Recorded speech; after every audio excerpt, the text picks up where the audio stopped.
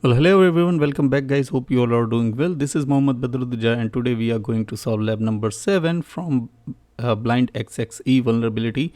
This is basically the server side vulnerability and I'm solving these labs from Web Security Academy from Prosegur. So before going to the lab, this little disclaimer as always for you. This video and its contents are only for educational and awareness purpose and I do not support any unethical or illegal act. That's been said, we have seen that blind XXE vulnerability can be exploited in two ways. The first one is by triggering out-of-band interaction, and where the attacker must have the attacker-controlled server from where you supply or you serve the malicious DTD to the target server. And the second way is by triggering the XML parser errors.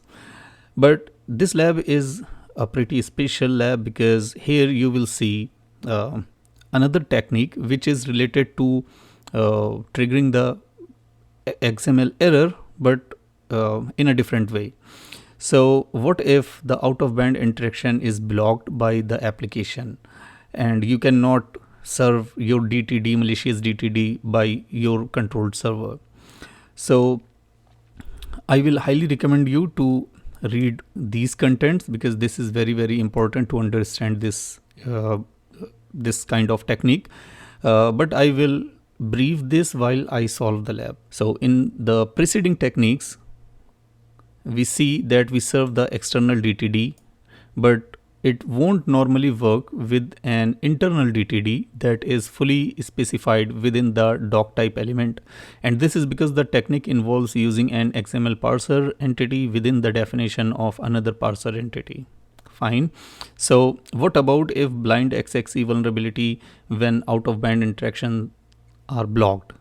So you can't exfiltrate data via an out-of-band interaction technique, and you cannot load the external DTD from your remote server or from your controlled server. So in this situation, it might still possible to trigger an error message containing sensitive data due to loophole in the XML language specification.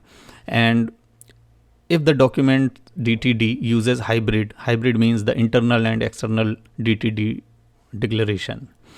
So here, this means that an attacker can employ the error-based XXE technique from within an internal DTD provided the XML parser entity that they use in redefining an entity that is declared within the external DTD. You can say it exploiting blind XXE by repurposing local DTD. Fine. So you might have heard from me in the previous videos of mine that I brief about land of living. So what is land of living? Land of living means your operating systems have something which is beneficial for attackers a lot of time, and every operating system, like Windows, if you have Windows, in Windows you can run the PowerShell scripts and it is by default built in within the Windows operating system.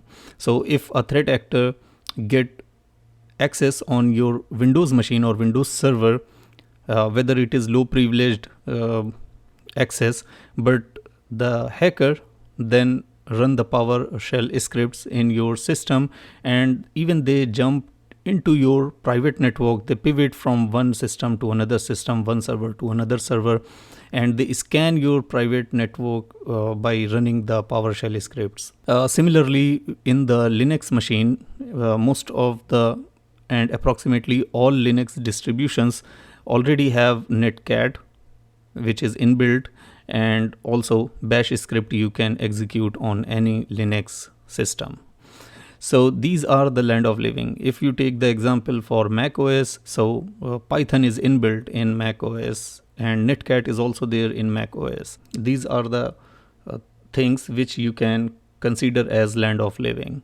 The another example you can say, suppose you are installing a application server, web application server. So for web application server, suppose your application built on PHP and it's using Apache, or suppose your application is built on Spring MVC framework, and it's using Tomcat, and your application is also using XML somehow. So if the pom.xml is leaked in anyhow, so attacker can see what are the libraries you are using, and if you are using XML, so which kind of library you are using for XML. And if we know that this XML library is used by your application, at that instant the attacker may find that XML library, XML files in your operating system. So here in this lab, the scenario is something like this, that the server have some XML or DTD files in its file system. Fine. So I'm going to define this thing. So suppose we can take the example like you have the DTD files in your local file system in this path, right? So if the attacker know that this DTD is already exist, so he can define a custom entity, and it will be something like this. So this is the doc type definition, then inside it there is an entity named as local DTD, and this entity is calling the file which already exists in your system, the DTD file. Then it creates another custom entity, and inside that custom entity the attacker is trying to fetch the system file which he wants to read, and then another entity named as eval, and inside that entity it is again going to call another entity which is named as error, and that error entity contains a file URL, and within the file URL, to trigger the error, he deliberately define a file which does not exist in your system, and then within this error it is going to call the file which he wants to read. Fine. And then he is going to call eval, then inside eval it's going to call error, and at last it is going to call the local file which you have here. Fine. So this is the thing. So I highly recommend to read this content to understand. Now to save the time, I already copy this one. I already copied that to my system so that we can see it.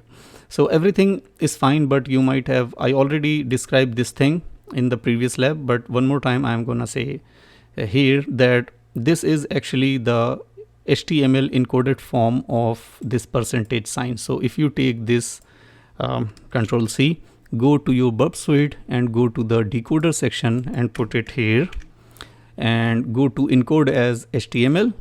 Oh, sorry. It should be decode as HTML. So you can see this is the percentage sign. Similarly, if you take this, okay, Control C, come here and paste it here. So this is the single quote. So decode as HTML we already did. So this is the single quote. Fine. So similarly, we have to do all these things, but the only thing is this lab also gives you hint that on the target server this file already exists, and you have to this file already exists containing the entity, and the entity name is this. So what you need to do here is you just need to change the file name, because there the file name is schema.dtd, and here we need to put this file. Fine.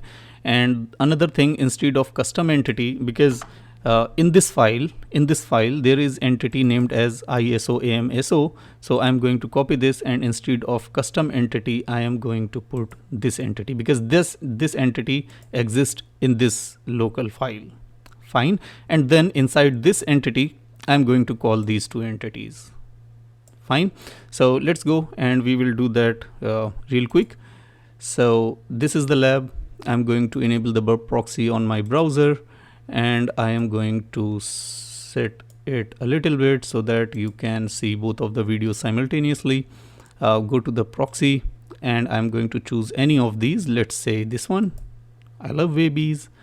And go to the last by scrolling down and just check stock. So once we click on check stock, you can see there is a post request for that request, and you can see that request contains the XML. So I'm going to send this request to the repeater, go to the repeater, and here I'm going to send it again to see whether the result is okay or not. So the result is okay, there is nothing, there is no problem. So now just come here, and here I need to define this. So just wait a moment. I'm going to copy this, come here, and just paste that here. Fine.